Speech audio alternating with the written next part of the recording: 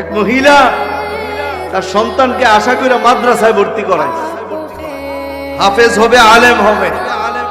আমি মার জন্য সে দোয়া করবে কবরের পাশে দাঁড়ায়, এটা তার আশা।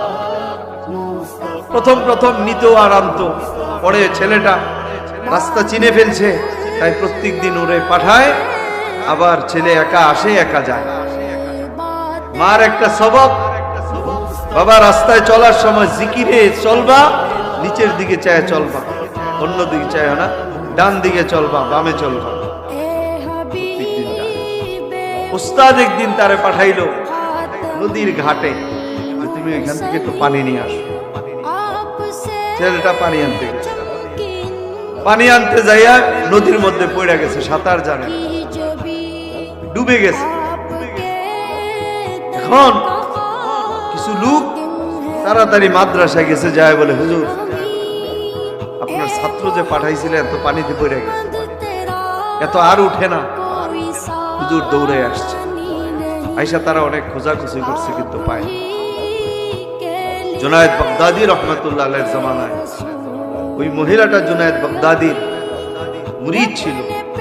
জুনায়েদ বাগদাদীর কাছে দৌড়ে গেছে, হযরত অবস্থাতে এমন, ছেলেটারে মাদ্রাসায় দিছে মা আশা করে, আজকে আমরা তার একটু পানি আনার জন্য পাঠাইছিলাম, ছেলেটা ওইখানে পইরা ডুবে গেছে। প্রায় সময়ই যায়, এমন তো হয় নাই, কি জবাব দিব? জুনায়েদ বাগদাদী রহমতুল্লাহ আলাইহি বলেন, চলো তার মার কাছে আমি যাই। জুনায়েদ বাগদাদী রহমতুল্লাহ আলাইহি উস্তাদকে নিয়ে তার মার কাছে আসছে। জুনায়েদ বাগদাদীর দেখে মা তো আশ্চর্য, আমার পিসাব আমার ঘরে কেন? পর্দার আড়াল থেকে জিজ্ঞেস করে, হযরত আপনি আসছেন? আমি বড় খুশি, তবে কেন আসছেন?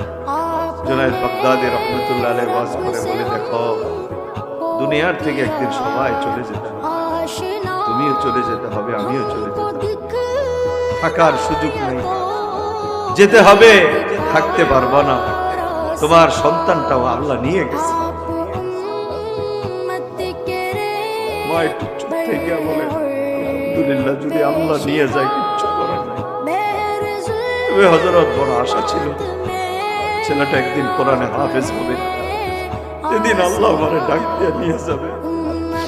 আমার কবরের পাশে দাঁড়ায় যদি সূরা ইয়াসিন পড়ে আমার এই আল্লাহ আমারে কবরে জাহান্নামের আগুন দিয়ে পোড়াবে। এই জন্য মাদ্রাসায় দিয়েছিলাম। জুনায়েদ বাগদাদী রহমতুল্লাহ আলাইহি বলেন, তুমি চিন্তা করো না, এই সন্তানের কুরবানি আল্লাহ তাআলা তোমাকে মাফ করবে।